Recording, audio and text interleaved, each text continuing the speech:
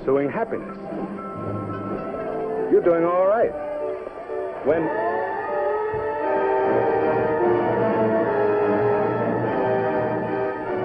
The other guy's around and he means business, so get going.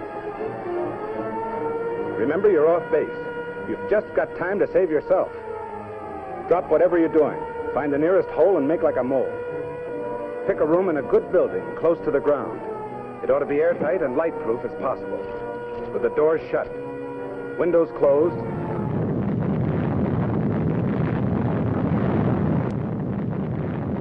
It's a bomb. Duck and cover. Duck and cover. Duck and cover. That's the first thing to do. If you saw it advancing on you a mile away, you'd have about 30 seconds to take cover.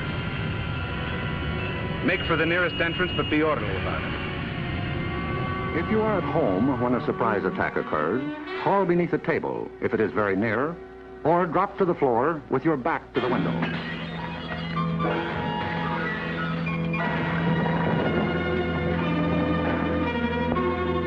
That fog has contaminated everything it touched with radioactive matter, which we'll call hot stuff, although it hasn't anything to do with its temperature. After many generations lived under the fear of a nuclear war, it took only a few images from New York on September 11 to awaken in the American population some familiar ghosts, and to bring psychologically to its knees a nation that had never experienced an attack on its territory before.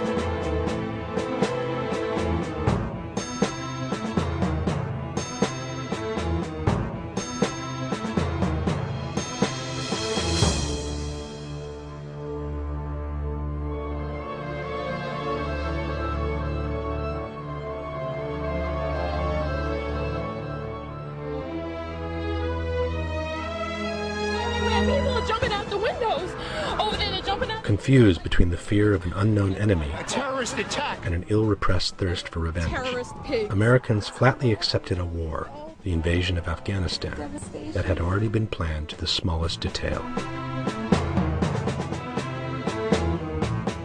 Our grief has turned to anger, and anger to resolution.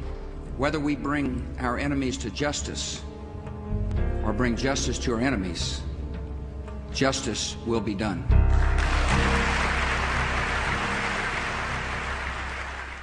Who really wanted the New York and Washington attacks? Who was truly responsible?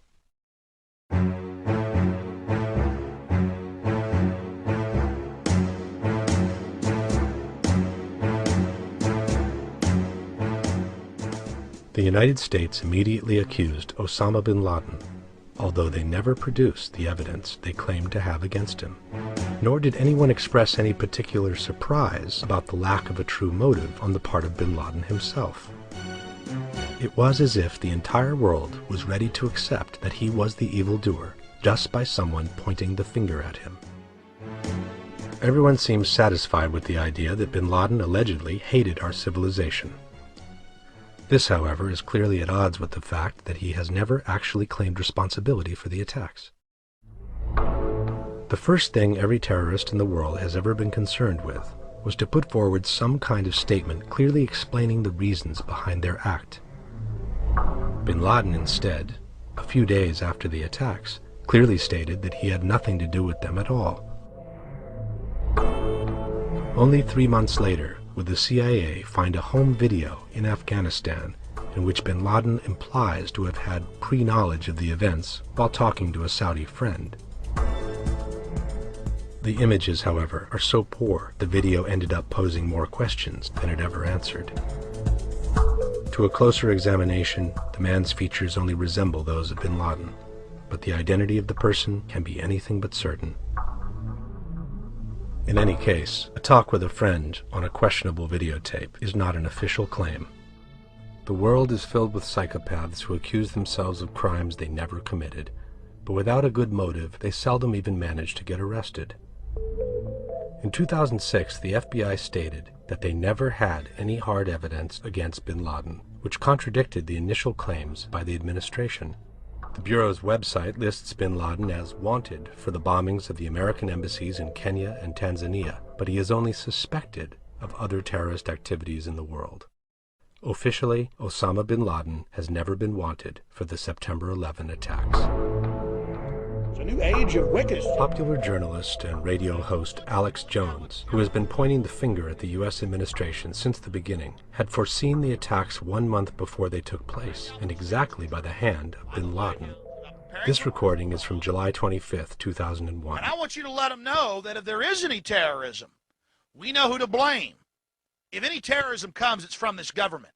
And if there was an outside threat like a bin Laden, who was a known CIA asset in the 80s, he's the boogeyman they need. 19 hijackers of the planes that crashed into the World Trade Center towers, into the Pentagon, and into the rural area in Pennsylvania.